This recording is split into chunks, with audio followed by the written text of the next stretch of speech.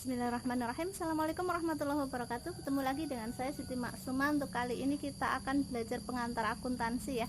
Oke, pengantar akuntansi ini nanti kita akan belajar bagaimana cara kita membuat sebuah laporan keuangan perusahaan sebenarnya, tapi itu pengantar. Nanti kalau selanjutnya ketemu lagi di praktek itu kita akan praktekkan. Jadi di sini cuman pengetahuan dulu ya, dan juga studi kasus ya. Coba kita latihan bikinnya gitu bagaimana.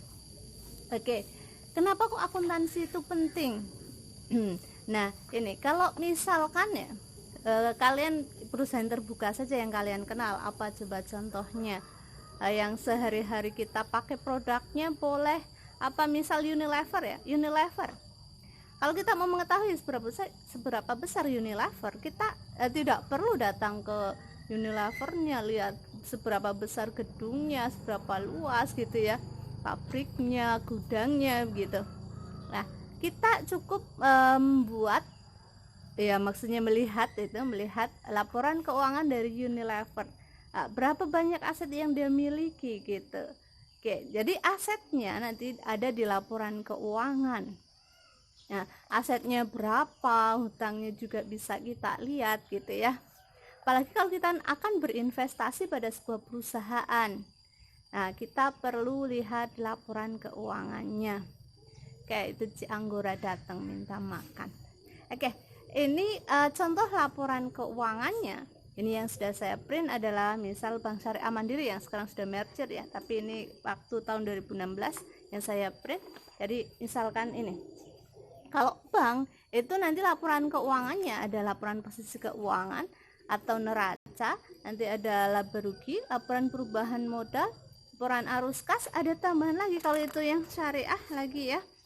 Selain laporan arus kas, nanti akan ada laporan rekonsiliasi pendapatan dan bagi hasil juga di sini ya. Ini karena ada bagi hasilnya, ada rekonsiliasinya antara pendapatan dan bagi hasil. Itu kalau di perusahaan manufaktur itu nggak ada gitu ya.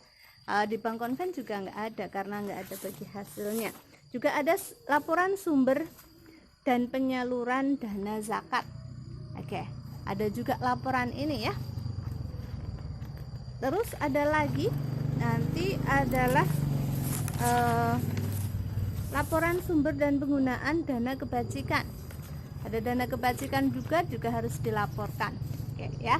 Ada laporan sumber dan penggunaan dana kebajikan. Oke, itu adalah laporan keuangan ya untuk bank syariah. Tapi kalau misalkan di manufaktur umumnya gitu ya, ke perusahaan-perusahaan umumnya itu cuman cukup laporan posisi keuangan atau neraca, laporan laba rugi, laporan perubahan modal, dan laporan arus kas. Itu cukup gitu.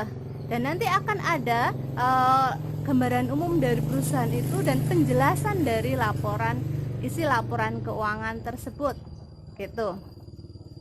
Dan juga nanti sebenarnya tugas seorang akuntan itu banyak ya, gak cuman menyusun laporan keuangannya saja, tetapi juga harus mengetahui bagaimana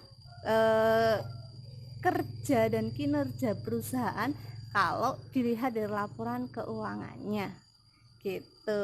Oke, itu gambaran kita nanti akan bikin laporan keuangannya.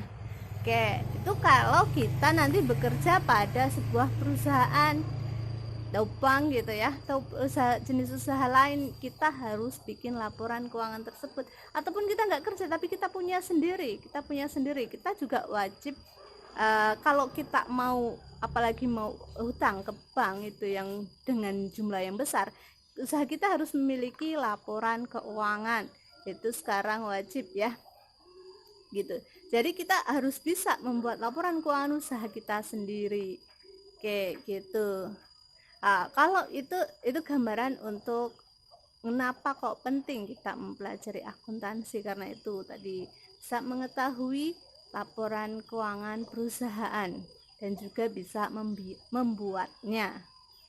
Oke, kalau seorang akuntan kan tadi yang mempelajari akuntansi, akuntan ya.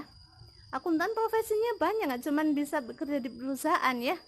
ada akuntan pendidik misalkan saya gitu ya mengajarkan, nanti ada akuntan publik itu yang bisa untuk membuat mengaudit laporan keuangan perusahaan, terutama perusahaan-perusahaan go public yang sudah list di BEI itu wajib diaudit oleh auditor independen gitu. Oke, jadi banyak nanti akan profesi apa saja nanti kita akan pelajari ke belakangnya. Oke, gitu. Itu sekedar overview dari saya apa yang akan kita pelajari gitu ya. Membikin laporan keuangan yang memang cuma segitu, tapi siklusnya, runtutannya itu lumayan banyak nanti dari transaksi gitu ya. Kan semua kejadian itu harus ada buktinya. Jadi transaksi perlu bukti gitu ya, baru di jurnal dari transaksi tersebut. Jurnal nanti baru diposting ke buku besar, dari buku besar nanti dibikin neraca saldo bisa dibikin mungkin tiap bulan gitu ya, tapi umumnya cut off untuk akuntansi untuk keuangan itu 1 tahun gitu. Biasanya cut off-nya per 31 Desember itu untuk laporan keuangannya gitu. Nah, misalkan neraca saldo per 31 Desember gitu ya. Nah, terus setelah bikin neraca saldo nanti akan ada penyesuaian sih apa ya, misalkan begini, kita bayar sewa ya, kita bayar sewa untuk 1 tahun tapi bayarnya mulai Agustus. Kita sudah bayar untuk 1 tahun mulai Agustus, per 31 Desember kita baru pakai berapa bulan dan yang belum dipakai berapa bulan. Oke, jadi itu harus disesuaikan. Itu gambarannya begitu penyesuaian ya. Nanti setelah penyesuaian nanti baru dibikin neraca saldo setelah penyesuaian dan seterusnya, itu ada di neraca lajur. Nah, setelah neraca lajur nanti baru nyusun laporan keuangan.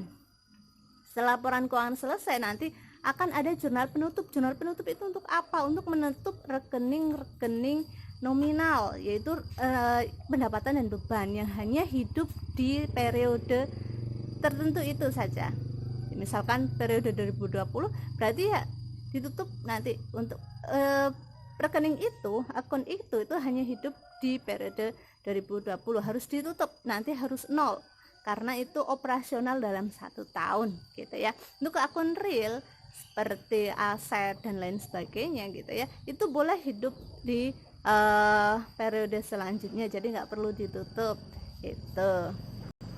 Setelah penutupan berarti neraca saldo setelah tutup buku lah. Nanti kalau ada koreksi kesalahan bisa aja ya ada koreksi gitu, apalagi kalau misalkan koreksi kesalahannya itu setelah ditemukan oleh auditor eksternal gitu ya, itu bisa kita koreksi lagi gitu.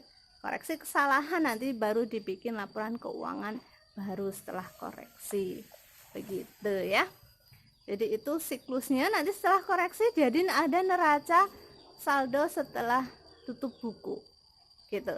Nah, nanti neraca saldo setelah tutup buku itu akan menjadi neraca awal di periode selanjutnya, karena neraca saldo setelah tutup buku per 31 Desember 2020 misal itu akan menjadi neraca awal di 1 Januari 2021. Kalau 1 Januari libur berarti ya 2 Januari gitu ya.